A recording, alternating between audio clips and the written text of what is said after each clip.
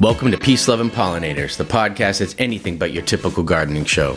We're here to transform how you see your backyard, balcony, or local park by uncovering the powerful connections between you, your plants, and the planet. From pollinator-friendly gardening hacks to creating green spaces that fight climate change, we explore more than just what to plant. We dig into why it matters.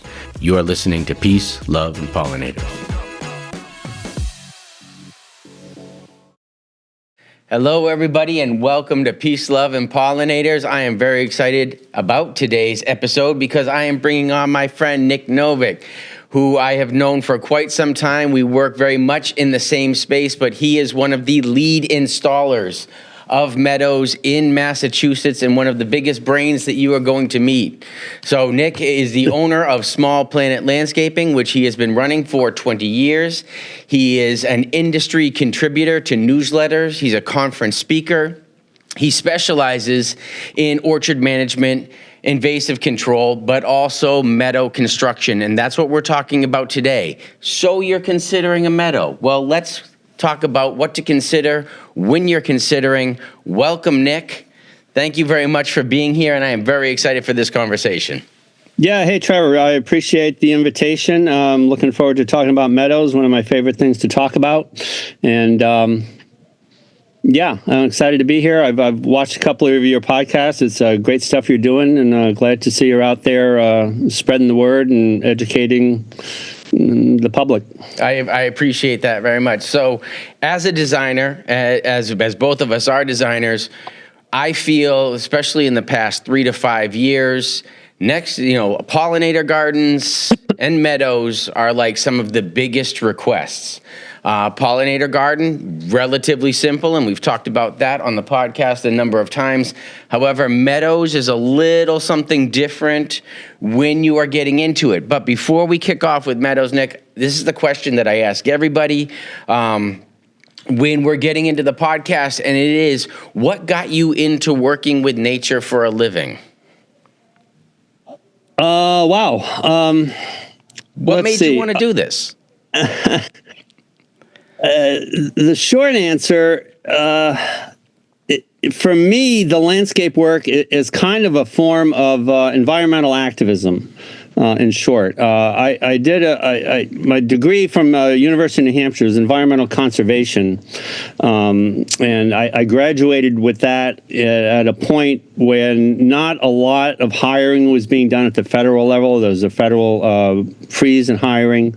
It kind of pointed to private consulting work, and I wasn't quite sure where I wanted to end up in the field with that. So I did a bunch of other things.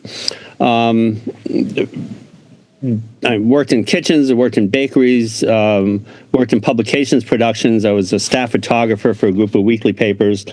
But all through that, I kind of wanted to get back to more land-related things directly. And I thought of going back to school for landscape architecture, and I said, no, I don't want to spend more time, more money. And I just started working for a bunch of different landscape people. I left the photography job. I wanted to originally take a break and come back in the fall, and they said that wouldn't work with them, and I sort of gave notice, and I worked for a bunch of different people. The first couple of years was a business partner with someone the second or third year, and then struck on my own after that. And from then on, I've looked for places to do what is variously called, ecological landscaping or, plant community-based landscaping.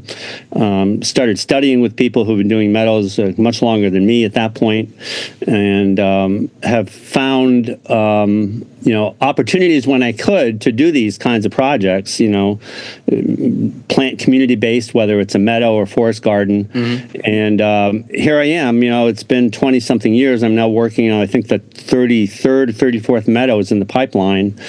And it's honestly the most gratifying work that I think I've done. You walk through one of these things you put in, with your own hands, with help, and, it's buzzing. You can actually hear, the pollinators. You watch the birds feeding on the seeds of the plants you installed, in a place that was previously kind of an ecological desert, it was a lawn. Totally. And it's like, yeah, I did this, and at this point, I don't know what else I would want to do. So I'm going to do it as long as I can. And, that's it feels like where I need to be right now. So. And I would absolutely have to agree.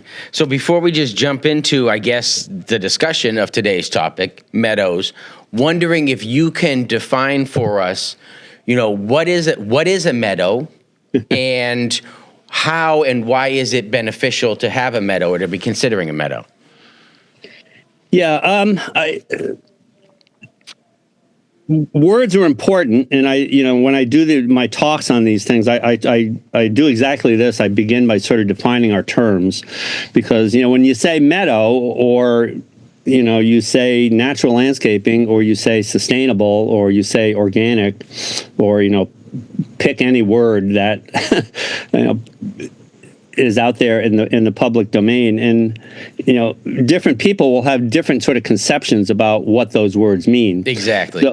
So and those different definitions can apply in different contexts. So when I'm talking about meadows, I'm talking about a native a community of herbaceous native grasses and wildflowers that have developed in a very tightly planted sort of arrangement. Okay. And those can occur in nature naturally. There are some natural remnant meadows in the east, Hempstead Plains in Rhode Island, Long Island being one that comes to mind. Or they can be these sort of, created communities like, we're doing. You can drive by an old field, and it might be an old, former pasture grasses. It may look meadowy, but according to my definition, it's not really a meadow. It has to be native plants. It has to be a mix of grasses and wildflowers.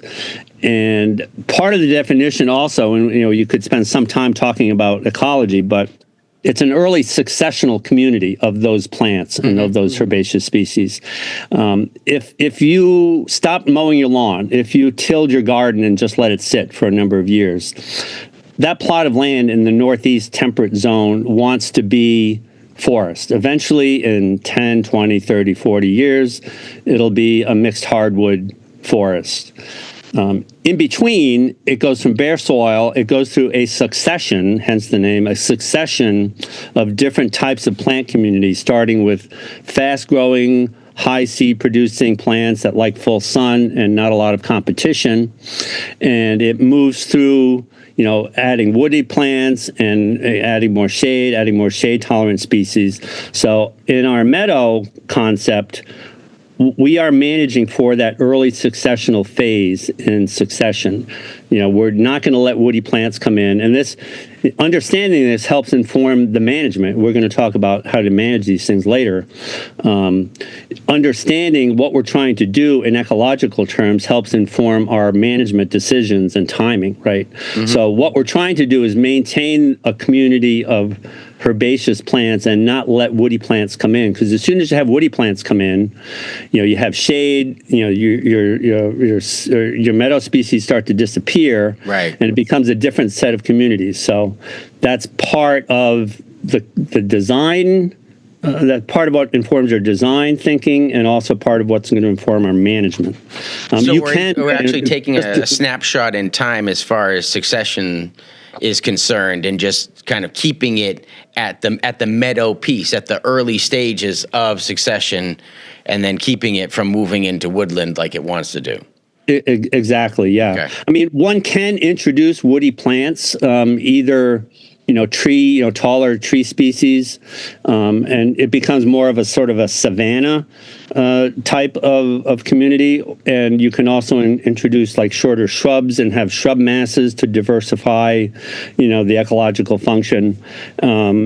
There's an art to managing those we don't have time to get into, but it doesn't have to be only, herbaceous plants. You can introduce some woody plants, but it's a little more complicated. So. All right, all good.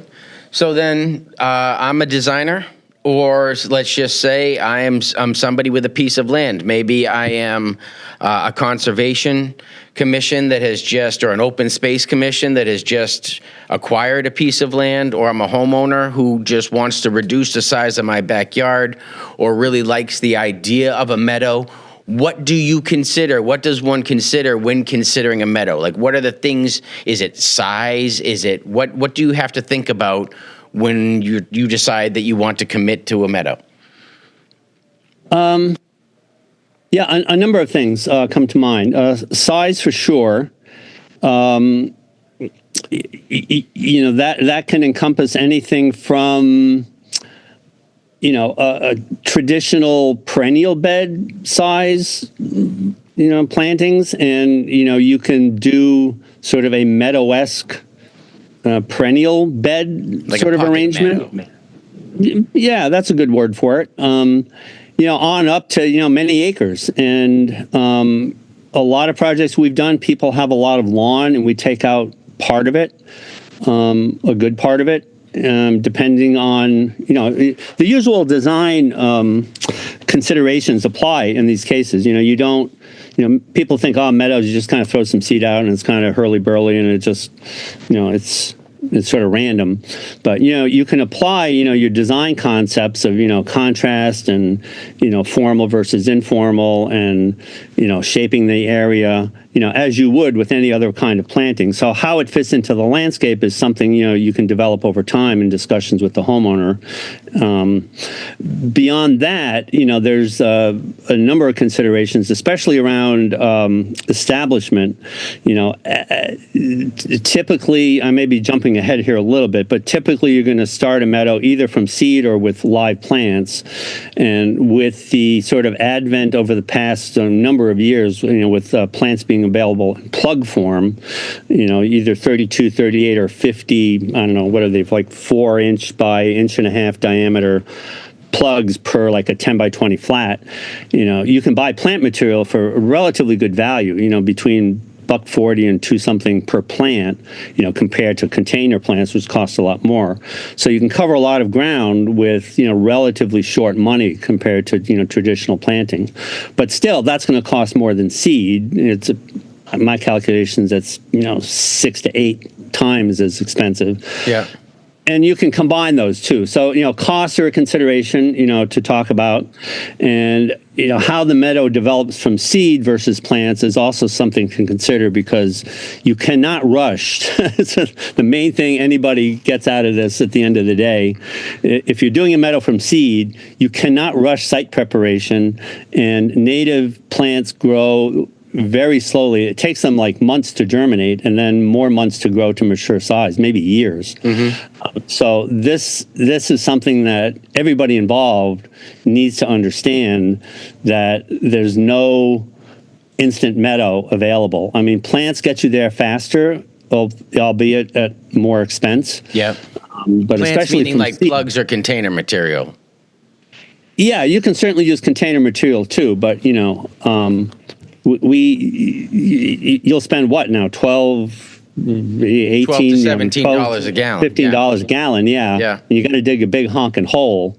We install all the plugs with a gas drill, a little 3-inch diameter auger. Yeah. And unless it's rocky as heck, which can happen, the damn glacier, you can drill a hole in a few seconds compared to, hacking away, for a couple of minutes on a pot-size hole. So, unless there's some reason, we want to get certain plants going faster, or we just can't find it in a smaller size, we always tend toward, the smaller plug size or quart size plants. Let me just put something out there just to make it very clear. When you're talking seed, you are not talking meadow in a can. Meadow in a can is something that people should just, when we're talking about what to consider and when you're considering, don't consider meadow in a can. Am I correct with this? Oh, you're totally correct. And when I think and that's literally the name. That's not just like a generic term for a thrown together mix. That was actually a brand name. I think that came around in the 80s. And the original one is gone, but there's something called Meadow in a Can Junior that's still out there. And it kind of gave Meadows a bad name initially, because I think people were out there that tried these things. And they advertised. I've got it in my talk somewhere. I'm not going to try to find it now, but they said, you just sprinkle the seed down and you'll get a happy instant meadow. And it was like, butterflies and rainbows and unicorns for everybody. I've never seen a unicorn coming out of any meadow in a can, so it is false advertising. No. That's not what happens. And you'd look at the plant list, and there's still some like meadowy supply places online. They'll go unnamed, but you look at their mixes, and maybe a third of them are native, maybe not even regionally native, and then a whole bunch of exotics, a whole bunch of annuals, and it doesn't pay any attention to the ecology involved. You know, you're talking about a plant community that has to develop over time, that has to be stable over time, and you have various niches that you need to fill on your site. You know, there's like the root space below the ground, there's the plant space above the ground, there's plants that are going to grow to a flower in a year or two. There are plants that you won't see a flower for 5 to 7 years, right? Some plants are going to hang around until they get competition, then they're going to go away after 2 or 3 or 4 years. Other plants like take longer to come in, but they're going to be there for longer. You need to have all those in your mix. You have to fill all those niches. Yep, totally. And more that I haven't talked about. And so I don't use any mix, even from like, you know, more reputable places. You see a lot of these contractor mixes and generic meadow mixes. I never use them because they're not site specific enough, and they don't address the issue of the ecology involved. So I always design mine from the ground up. I make a species list. I calculate the number of seeds I need for each of the species, place the order, you know, chase after species that are hard to find if I really want to use them, and then I know what's in there and how it's going to perform within parameters. There are always surprises, both good and bad, but it gives you an idea. But a lot of people buy these generic mixes and just throw them down without even preparing the site properly, and it's a quick way to waste your time and money. Well, I definitely want to get to site prep, but I just want to kind of just clarify a little further. You've talked about, and I'm pretty sure from what I know, seeding a meadow is your preferred method. But just between, let's just say, seeding and plugging, because we've already discussed the container material might be too expensive. When you are seeding a meadow, what are the pros and cons that come from that? And what are the expectations that you spell out to a client? Because again, everybody has meadow in a can in their head. Like they think they're going to sprinkle it, and next thing you know, you're going to have rainbows, butterflies, and maybe a unicorn in your yard. So when you're seeding, which is the most inexpensive, that's a definite pro, and you'll also be able to choose your mix as you spoke of, and it will essentially know its whole life in that space, which is also great. When a seed germinates in a space that it's kind of prone to or designed for, it will spend its whole life there and develop rather than retrofitting another plant. So just kind of do the pros and cons real quick as far as beyond expense, because we know as you get into a plant, it gets more expensive. What to expect with a seed and why they're great, what to expect with a plug and why they're great, and maybe some cons to either one of them, just so as designers or people are listening, they can kind of compare and contrast. Yeah, sure. That's an important thing to consider. As you mentioned, cost is probably the most easily discernible difference. Calculations I've done, if you're doing a planting entirely from plants versus seed, it's about a factor of 6 to 7, because obviously the plants are more expensive. There's more labor time to put them in. There's more time to transport and stage them. All of that.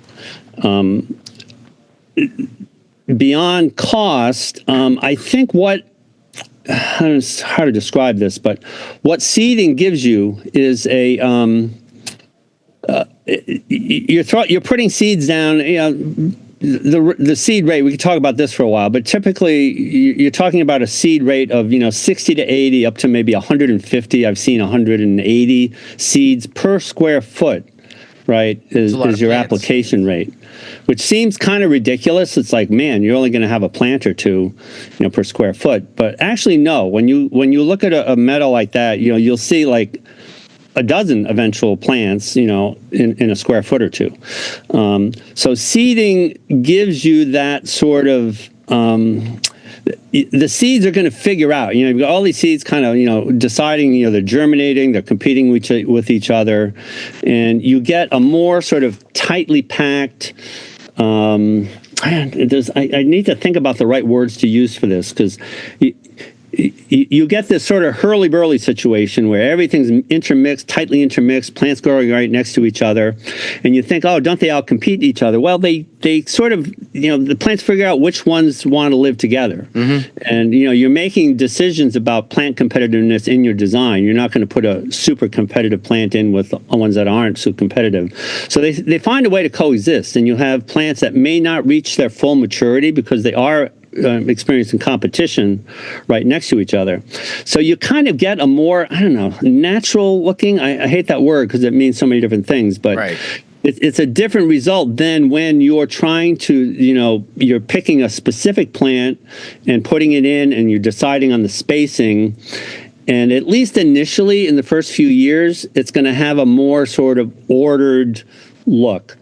Eventually, plants do what plants do. They go to seed. The seeds spread around. Some of the seeds take, some of them don't. And that original planting design is going to change. And I should have mentioned this earlier when you're talking to your customers about expectations, is that you can't step in the same river twice, right? The old Zen saying. Yeah. And so the meadow's never the same, within a growing season and from growing season to growing season, because it's a dynamic changing system, and people need to not only just accept it, but I would argue, come to appreciate it, because it's really exciting. It's like, oh, what's the meadow going to do this year? Plants will move around, some plants will come. Part of the management, you decide which ones to leave. You say, oh, maybe we have too much goldenrod, which just happened on a project. How do we reduce the amount of goldenrod? Other things you might decide, like popped up, you didn't put in, they blew in on the wind, the bird dropped the seed, and oh, look at this, look at this baptisia, this wasn't here before, let's leave that.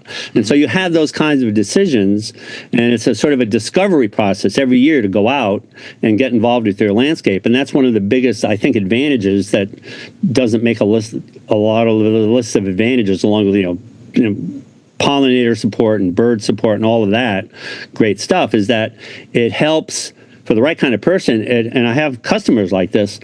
It helps get people involved in nature in their backyard in a way that not a lot of other kinds of plantings do.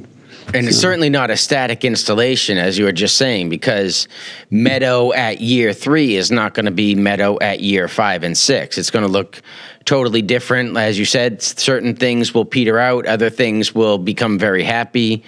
And, based on the way the seeds spread, it's going to ebb and flow, certainly over time.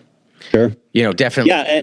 And part of the understanding that people need to have when it comes to the management, and I prefer the word management, and if you really want to get highfalutin, I guess the term of art now is adaptive management. I like those terms better than maintenance, because maintenance to me, and not everyone may share this, definition, but maintenance for me implies sort of more of a, you're trying to keep the thing the same from year to year. Most typical landscapes, the perennial you put in, it occupies the space.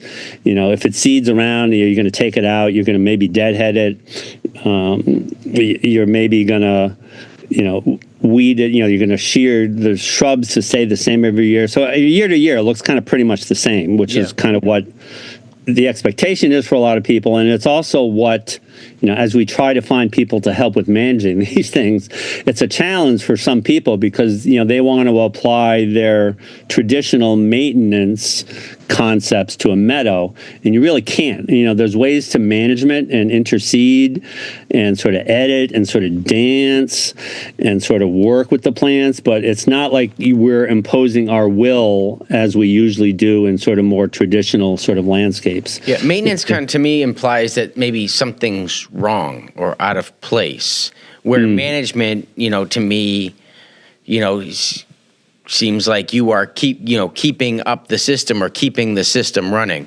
Now with seed, because one of the I would say the pros to plug would be that you can compose and design your meadow a little bit more if you don't want necessarily a chaotic random look. Like Pete Udolph designs, come to mind. Like, it's definitely more of like a painted art form where seed can seem to lend itself to more of a sporadic installation. Now, is that true or not true? Or can you compose a seeded meadow? To some extent, yeah. I tried to hint on that. That you said it in another good way. You do have, obviously, if you're putting in, plants, you have more control of where they're going to be. When you put the seed out, the reason you seed at such a high rate is you're not really ever sure completely how much of the seed is going to germinate, where it's going to germinate. I mean, most of it comes in. On every meadow, there's some spots where not much comes in for reasons I can't really explain. Sometimes you can find reasons. So it's not random. I mean, the seed is germinating or not germinating because of some reason that we may or may not be able to figure out. So it's more of a sort of, well, let's see what nature does kind of mindset versus here's a design I'm going to lay onto the landscape. Yep. And so, sure, with plants, you have more and more opportunity to do that. And we've done some, you can kind of blend those together. You can seed an area, and then you can, buy some flats of plugs and create sort of some drifts or some masses.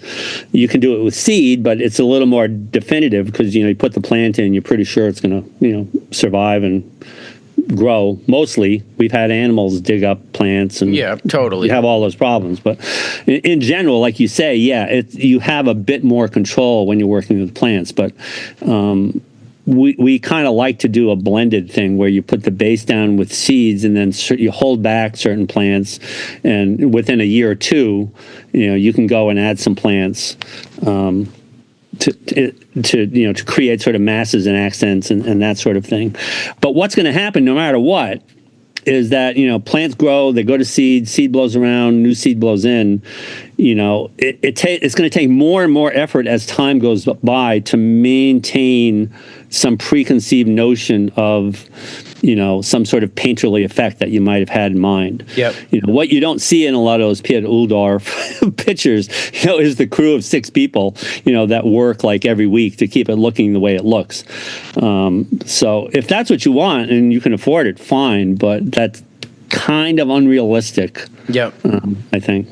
I would say because at least in my world, there's a little bit more instant gratification that people are craving, and I know that seed is not going to necessarily give you that instant gratification. Clearly. Whereas a plug, will go to flower, will look like a plant within a season or two. Seed is going to take 3 seasons, maybe more, before it really starts to look as the client or the designer has in mind. And I think everybody just kind of, it goes in, especially, because we go to the nursery, we pick up a 1-gallon pot, we put it in, our echinacea looks like an echinacea right off the bat. It looks like, it's pretty much a full-grown plant, whereas, seed and or plug both take their respective time. So I really like your idea of kind of the mix method, but how should one, in justifying whether I'm a designer or a homeowner, let's just say I want my meadow sooner than later, how long am I waiting for plugs? How long am I waiting for seed? Like, I really want to, in this episode, I really want to really suss out like what to expect. So when somebody is, calling you on the other end of this, they know, really, what they're expecting. Or when somebody's inquiring with their landscape designer or putting it in themselves, like what choices they should be making and really what to expect and what to convey either to themselves or to their client. So in seed, how long am I waiting before I get my Sound of Music meadow that I can just play my guitar and, do pirouettes in? And with plugs, when do I get to play my guitar and do pirouettes? Well, as you might expect, as with a lot of answers, you have to preface it with "it depends." You're absolutely right that in general, plants are going to get you there sooner. When I supervised the initial iteration of the meadow planting at Washington Tower, Mount Auburn Cemetery, and we did that all with plugs, and it came in pretty well. A key consideration is the starting point, like where your site is at which is your starting point for the project, right? At Mount Auburn and on other projects I've worked on, when you're starting from lawn, it's a pretty good starting point because a lawn has been managed to, grow just a handful of cool season turf grasses here in the Northeast. Further south, you have warm season grasses, slightly different situation. But, the way lawns are managed, primarily by mowing them every week for 26 weeks of the year when they're not dormant, you've controlled a lot of the other weeds. It's a relatively weed-free environment.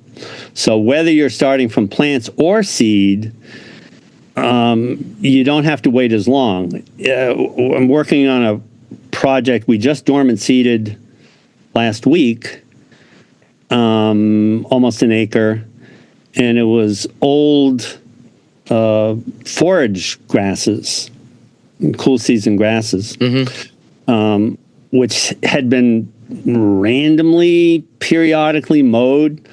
So that has a huge seed bank. And there were issues with herbicide use. Generally, this is sort of controversial, and I'm happy to talk about it, but my preferred preparation is, herbicide to kill off the grasses. That wasn't an option here on that scale. So we went 2 full growing seasons, mostly mechanically, trying to kill off the existing vegetation and to germinate as much of the seeds in the weed seed bank as we could. If you don't do that, especially when you grow from seed, native seeds, seeds of native species tend to take a long time to germinate, and when they do finally, they grow very slowly, most of them. Weeds, being what weeds do, tend to grow very quickly. You can easily have your whole project overwhelmed by not doing proper site prep. So with a lawn, you're it's almost the best starting point, unless you have like a site that's been disturbed previously. And you can control that growth for a season and then seed. So when with the project I mentioned, we just seeded. So that's 2 years of looking at dirt, or you could do a cover crop, which it has pros and cons, advantages and disadvantages. You're not looking at dirt. It's more steps, more time, more money. Or you have the poor client look at dirt for 2 years, and then we're going to dormant seed. We just did it like last week. Dormant seeding means you do it late enough in the season that the expectation is nothing will germinate this calendar year. It won't germinate until next spring. It germinates as the soil warms up. Some of the cool season stuff germinates April, May.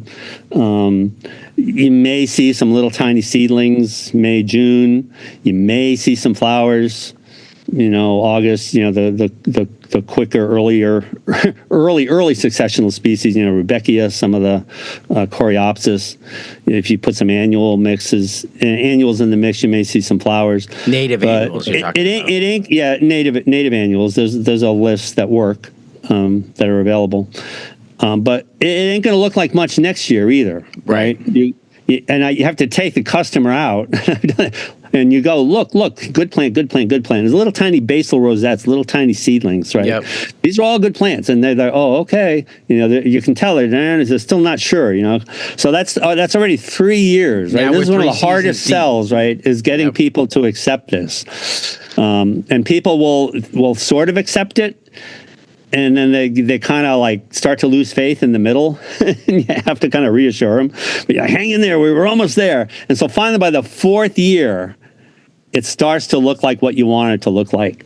In a site that you don't have to do all that prep, like if it's not an old pasture and you're going to use plants, you cut that roughly in half because, like you said, after you put them in the spring, when we did Mount Auburn, I think we planted in, it was August. We wanted to do it earlier, but you can't mess with the birders at Mount Auburn Cemetery is the main thing we learned. It's like we wanted to do it in May and June, and all the birders are there during the migration. It's like, okay, we won't. They were like, oh, the birders going to be set. You can't be around working then. It's like, all right. And so we did it in August, and I think, not opportune, middle of the summer, but we had irrigation. And next year, it was kind of filled in, within just that short period of time. So, there's a lot of interconnected parts with, like expectations and preferences and what the site, demands you to do.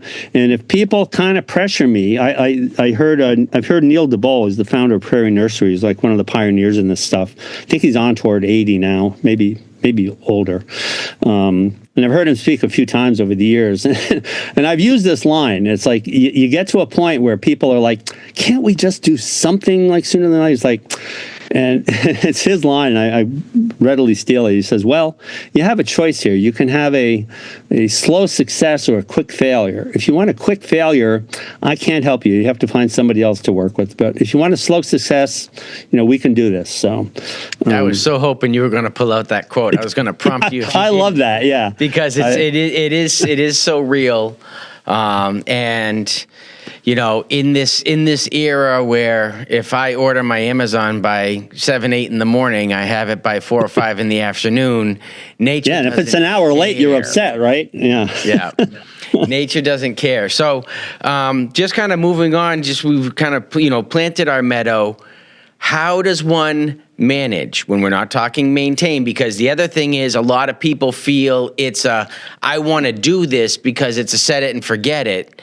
And while it might be lower maintenance than mowing your lawn 26, weeks out of the year, what does it take to manage a meadow moving forward? Now we have our meadow, now it's germinated, or let's just say we're year 3 from seed. We have something going on.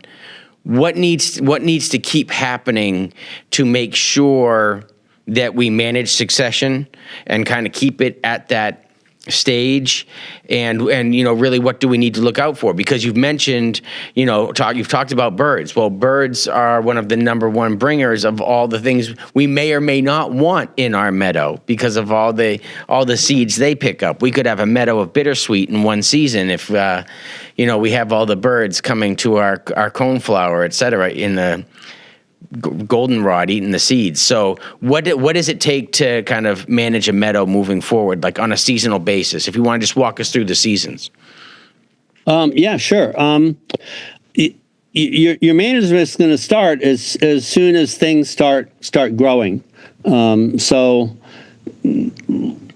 let's say with our seeded example, we're still dormant seeding now. I've got like 3 more to do, and we've done a couple already. We're going to do a couple more this week.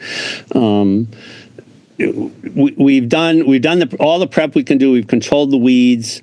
We're going to put the seed down. We'll have some mulch in areas where it's sloped to hopefully avoid any sort of erosion. And we're going to let nature does its thing over the winter. The main advantage of dormant seeding is you have, cold stratification to help break the dormancy of a lot of the forbs, the wildflowers. And things you should start to see either the nurse crop or some of the earlier germinators, sometime in May, you'll start to see some evidence. What's going to happen is that no matter how long you do weed control, you could do weed control for years, let things grow, kill it, let things grow, kill it. You'll still have weeds. So the first season after seeding, and the other, just backtrack a second, the 2 main windows for seeding are dormant seeding in the late fall and spring seeding. Typically May, June, some people cheat it into July. And there's advantages and disadvantages to those time windows. But those are the 2 most prevalent times you're going to put down seed. So no matter when you do it, when you start to see your plants come up, so you're monitoring. Part of the manager is, monitoring what's going on. So you go out at intervals and see, okay. And I don't know what every seedling looks like in seedling form. There's certain ones that are obvious, other ones I'm still trying to figure out. But generally, you can tell, the seedlings of your plants, your good plants, from the weeds. The weeds are generally pretty obvious. And so what's going to happen over the course of next year, say with our dormancies now, any weeds that, we weren't able to control, or that blew in the wind, or that the birds dropped, or that washed in, surface runoff, whatever, they're going to grow a lot faster than our native plant seedlings. Totally. So one thing you can do is you can mow those. And you're not trying to kill them. You're not trying to pull it. You don't need to pull them out, especially at scale. In smaller scale. Yeah, that's going to take forever if you're talking, yeah, it takes forever. 50 by 50 or 100 yards or... Yeah, if you're up to like 1,000 square feet or half an acre, you're not going to be out there individually pulling these kinds of weeds. Other kinds of weeds, and fewer numbers, you can still do those kinds of management. Fact. But, mowing, first year mowing is very useful, and you're going to do most of the time. And because what happens, you're just trying to knock the heads off of the weed seeds, the weed plants. You're not trying to kill them. You just need to keep them from reproducing. You don't want them to go to flower. You don't want them to go to seed. Yep. So you mow, and then you go back and you monitor, and you see, well, are there more? And, they're going to keep, we all know, anybody who's worked with plants, not all weeds germinate at one time a year. They're going to germinate consistently. Even a given species doesn't germinate all at once. You can go control your crabgrass in your lawn when it first comes up in May and June, and you go back in July and there's more, right? Because plants sort of hedge their bets. Yeah, They're not stupid, right? So later in the season, maybe you don't use a mechanical mower. Maybe you go out with a string trimmer and you raise the height. You can easily control it. And I have it's a handlebar type, and you kind of use it like a scythe. You just kind of walk through and swing back and forth and adjust the height. And you're still cutting the heads off of your fast-growing weeds, and you're not touching, or you're minimally touching, if one gets a little taller, the native plants. So you're not setting back the natives, right, but you're setting back the weeds. So as over time, as the native plants reach mature height, and sort of, reach mature height and size, and they start to fill out, the canopy starts to close over, right? And it becomes a lot harder for any weed seed on the ground to germinate, to compete for light and moisture and nutrients. And, later on, after like year 3 or 4, if a weed seed blows in on the wind, it may not even be able to reach the ground, let alone germinate. Correct. So over time, the amount of management kind of goes down, hopefully. And, the management becomes less, and it changes. So the first year, you're going to be mowing. Second year, you're just going to walk around and see what pops up that you don't want. We've had loosestrife pop up. We've had knapweed pop up. Some woody seedlings will pop up. So you can, you might have some people like Queen Anne's lace. It's pretty. It has some pollinator support. I find it to be a little too weedy. It's non-native, it's Asian, it's biennial, so you don't necessarily need to kill it or dig it out. If you can keep it from going to flower and stop the cycle, it will stop reproducing. So the management technique is going to depend on what species you have that you don't want, how many of them there are, and sort of their nature of the growing cycle. You're going to look for places to intervene in ways that compromise the plants you don't want and more or less leave alone the plants that you do want. Yep. And those means can be chemical, they can be mechanical, they can be cut and dab. You may have something that you like that you just don't want so much of, and you just want to reduce it. So maybe you deadhead it, maybe you cut it back a little bit. So there's a bunch of different techniques that you can kind of draw on depending on the plant involved and the scale that you're working at. And then one thing you're going to do year after year as the meadow matures, you probably don't have to do it the first year because there's not that much biomass yet, is like annual spring mowing. It cuts everything back to the ground. It cuts any of the woody seedlings back, prevents, woody plants from getting established. And that we typically do, I like to do it as late as we can, but it's kind of a compromise situation because there's reasons to delay it. Apparently, there's there's some kind of fuzzy disagreement about this, but there's a lot of certain kinds of insects will overwinter. They lay their eggs in hollow stems of grasses and such. Exactly. So, and when I do the spring mowing, I always see like little vole nests and stuff in the bottom. Usually they kind of scurry away. They hear the mower coming and get out of the way. I don't think I've massacred any voles, fortunately. But so you try to delay for that. I mean, some people are mowing in the fall, which makes no sense to me because, all of that standing seed for the birds, and it just looks nice. I just think, there's a certain beauty in the spent vegetation and the seed heads that you can get people to appreciate. I'm so glad you said that. I had that conversation earlier today on just kind of the beauty of a winter landscape being the seed heads and just bare twigs on branches and everything else. But go ahead. You were talking about spring mowing. It's a bit of an acquired taste, I think, but I think that can be cultivated in people who aren't used to thinking about, dead plants kind of being beautiful.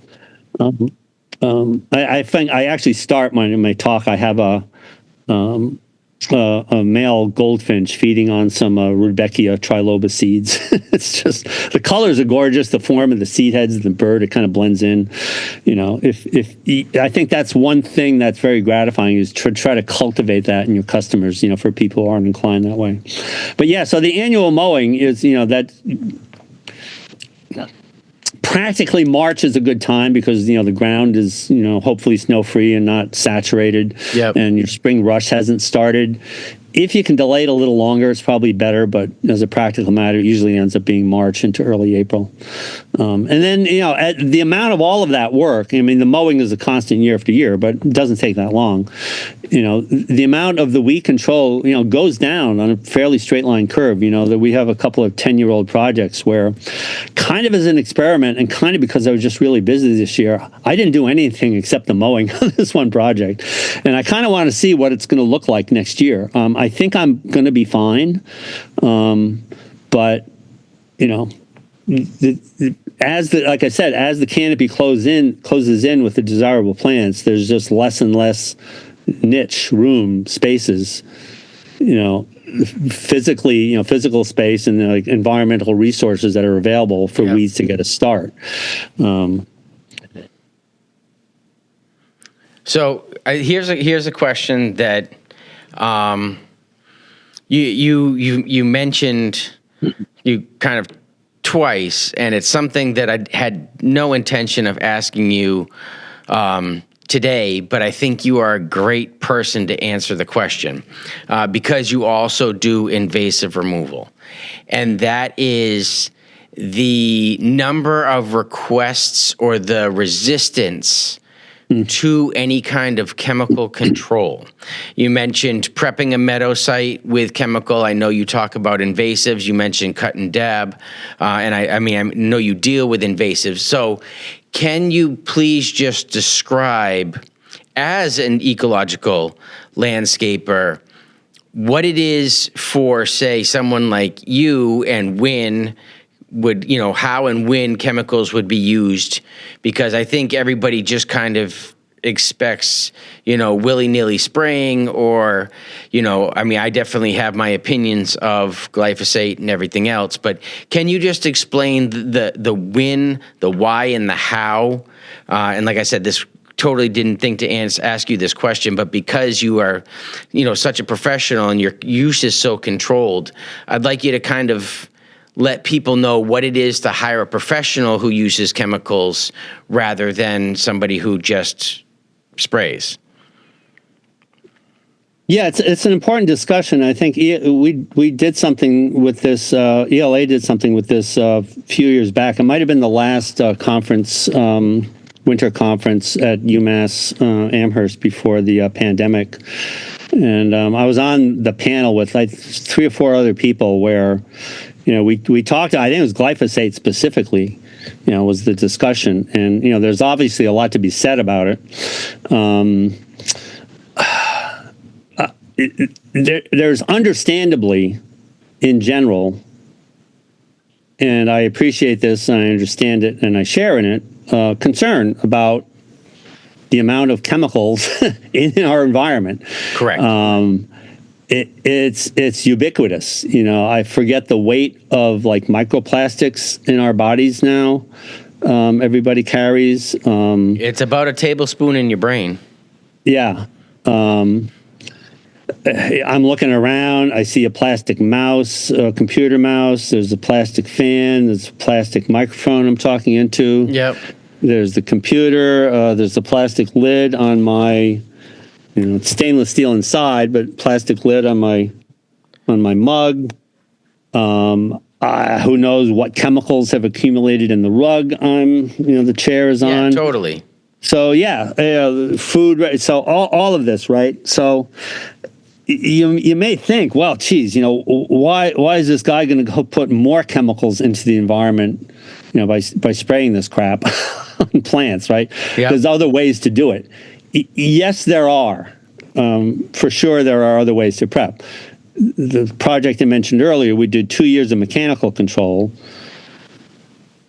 4 or 5 visits a year where we beat it up with Harley Rig. We were trying to find a disc harrow, DISC. Yeah. It's a tool used in farming, like 2 big, it's like 4 or 5 giant discs on an arm. There's 2 or 4 arms.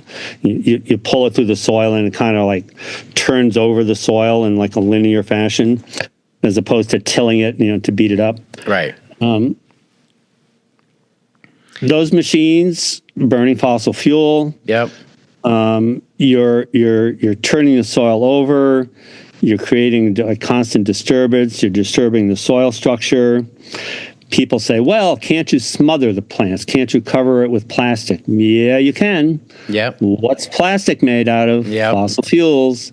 You're going to spread out plastic on an acre. You're going to have to pin it down, keep it from blowing around in the wind. It's going to get dirty. It's going to get torn. You put it down for a year. You take it up. Then what do you do with it? It ends up in a landfill. Yeah, so we can go through the list of methods, and Yes. I come back to, if you're doing site prep, you're just trying to kill plants on that scale. Cheapest, easiest, most environmentally effective, yes. Most environmentally efficacious, least problematic, glyphosate. The facts, as I understand it, it's relatively low mammalian toxicity. It breaks down into elemental compounds within weeks to months. It's not persistent in the soil. It doesn't move through the soil to groundwater.